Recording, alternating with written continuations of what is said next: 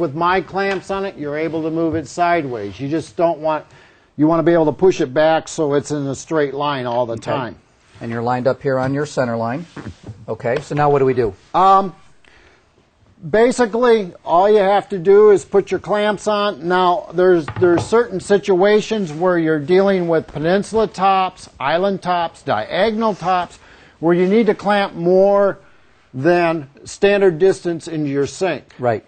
So I have two rails. I have a 20-inch rail and I have a 30-inch rail for clamping all those. How do you think of this crap? Well, you know, this Danny, come on. What do you do? Lay awake at night thinking how to design this stuff? No, I'm a procrastinator, John, and I figure out I got this diagonal top with a 52-inch distance on it. How am I going to clamp that? This looks like a set of broken crutches or something.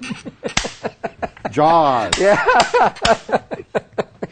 Okay. Now, there are lots of ways to clamp your sink. The best way to clamp your sink is the rim of the sink to the deck. You don't create any stress in it. Okay, as opposed to what, like vacuuming? Well, any of them. Anything that will cause a stress on the inside deck where it would suck it up into the bowl. The problem so you're is talking bar clamps, you're talking vacuum clamps, threaded rods, anything like that. If you change the shape... Don't get your hand stuck in there. Okay. The shape of the deck. What happens is if you move that deck on the edge of that, yeah, that's what you get right there. No, what happens is you pinch the inside rim in here. You pinch it. So it actually goes like this? Yes. Okay, it goes like this, guys. And it doesn't have to be much. 45 thousandths will pinch the inside rim of a sink.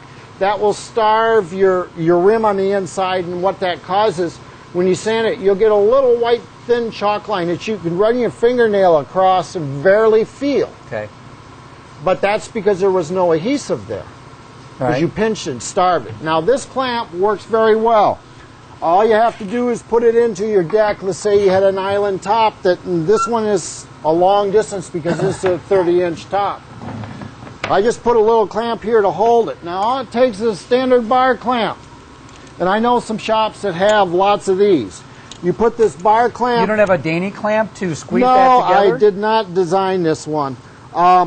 You put the bar clamp in the stamp area, and once you make contact with the clamp, all you need to do is tighten it down 1.5 turns, and you've got perfect clamping pressure on the edge. Okay. Every time. This is a 12-inch clamp for clamping 1 inch. I triple ring it because it gives you enough clamping pressure at 1 inch for sinks, edges. Make sure you get enough clamping pressure. Now this will go in on the back side because we almost have 12 inches here. You don't have 12 inches, Danny.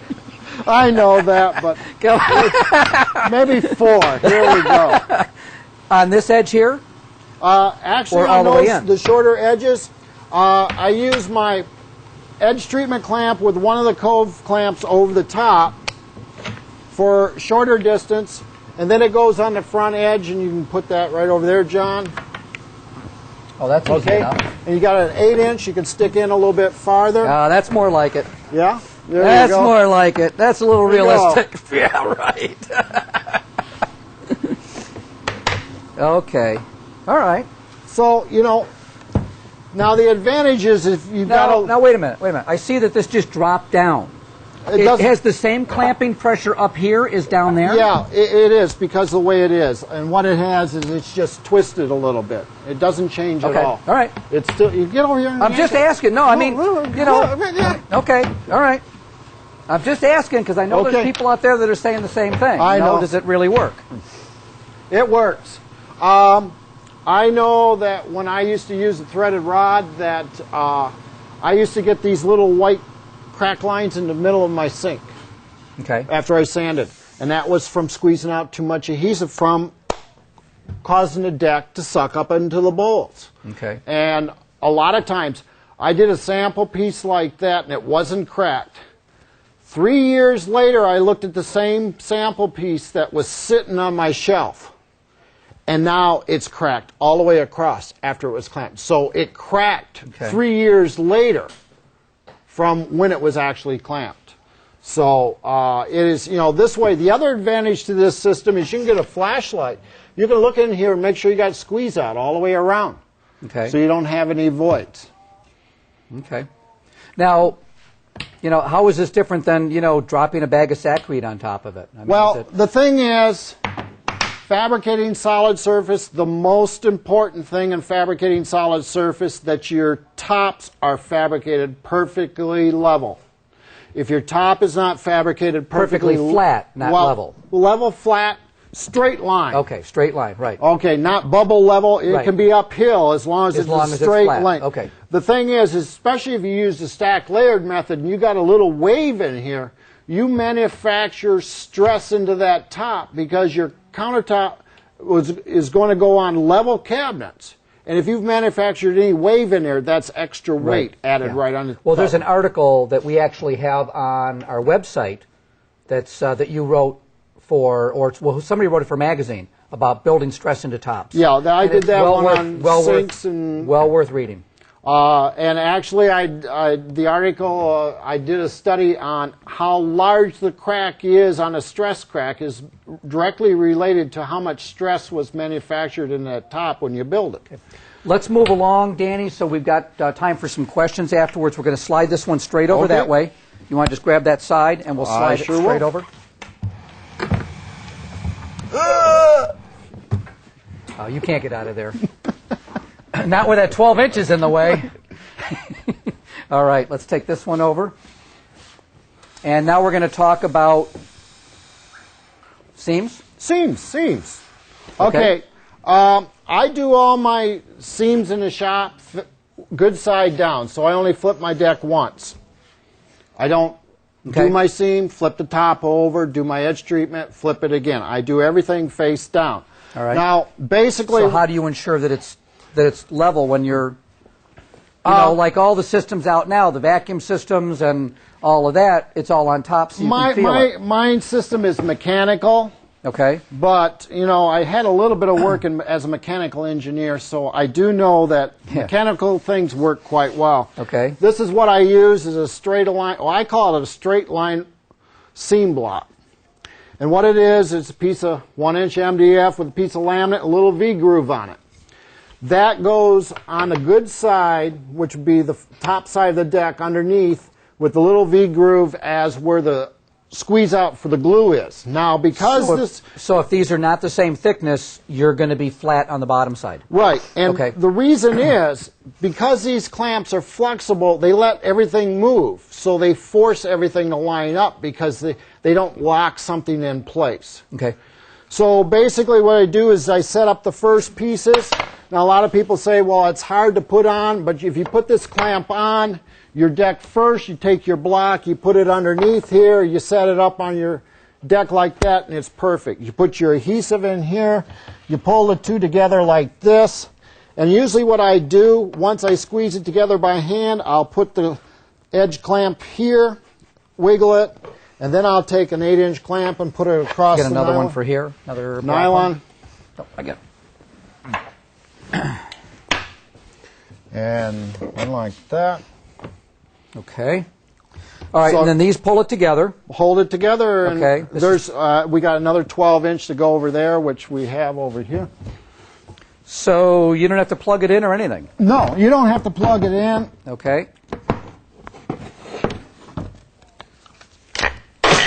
Now, kind of hard to handle those big ones, isn't it? Yeah. On my seam blocks, because they have a thickness, I only use double rings on this. Okay. So it's the same clamping pressure. So basically this will go in here like this. And you just look underneath the deck, you line up the bottom and set it, and that's all it takes. Okay. Now, because this is pushing on the deck on each side to the block, if you feel your hand underneath here, you can feel... Let's take these off and flip it over so we can show the viewers what it looks like on the other side.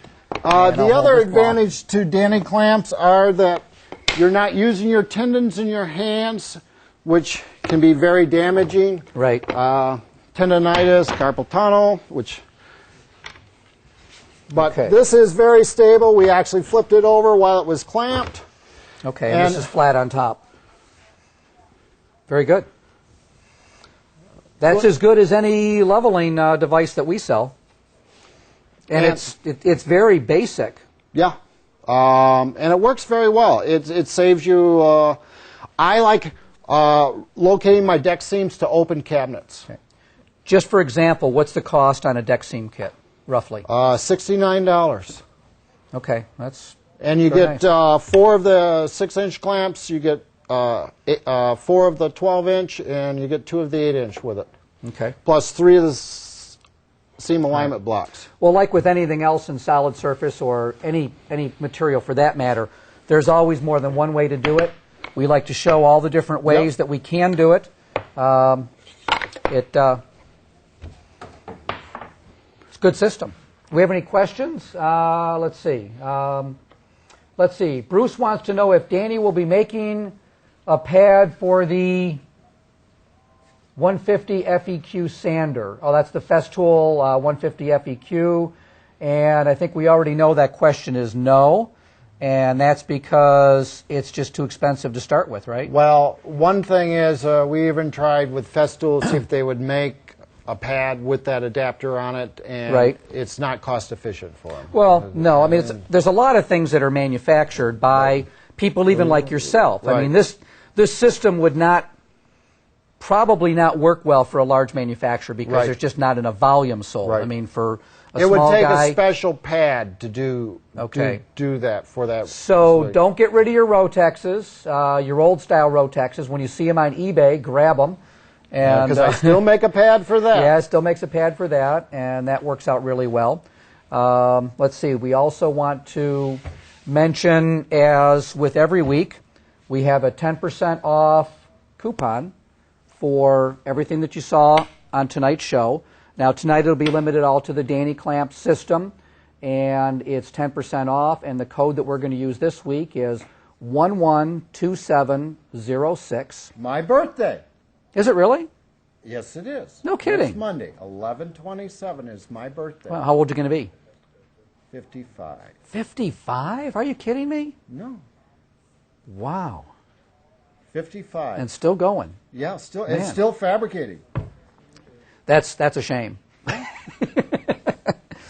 All right. I guess we don't have any questions, but we have 3 minutes. So the stage is yours. Oh, why don't you talk about another thing? We do. Okay, I'm sorry. What do we have? Seam blocks for deck seams. Okay. All right. The way I clamp them is I just put the standard. Let's turn this around here. Okay.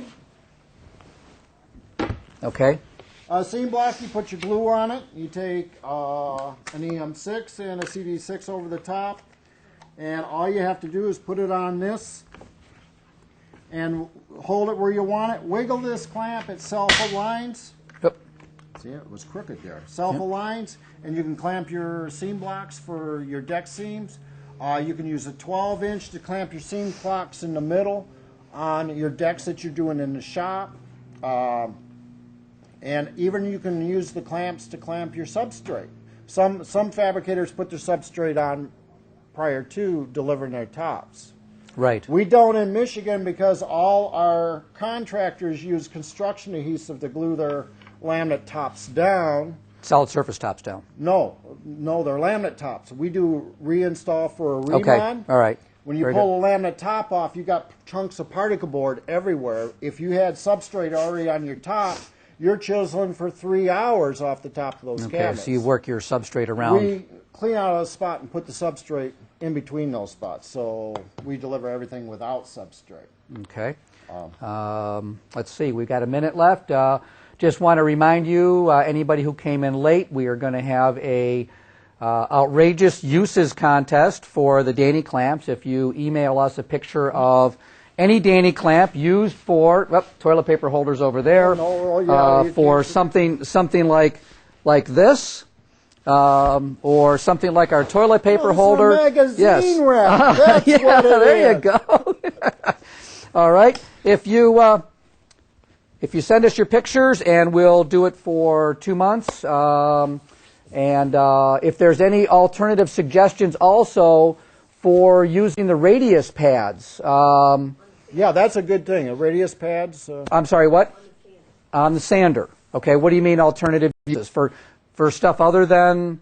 What sander used with those pads if we can't use it on? Oh, I'm sorry. What sander can you use those on very quickly before we leave here? What sander can you use the radius pads on? Oh, there's Milwaukee, Beaver, Dynabraid, Porta Cable, any sander With a center stem. with a center stem that has the 5/16 24 thread. Okay.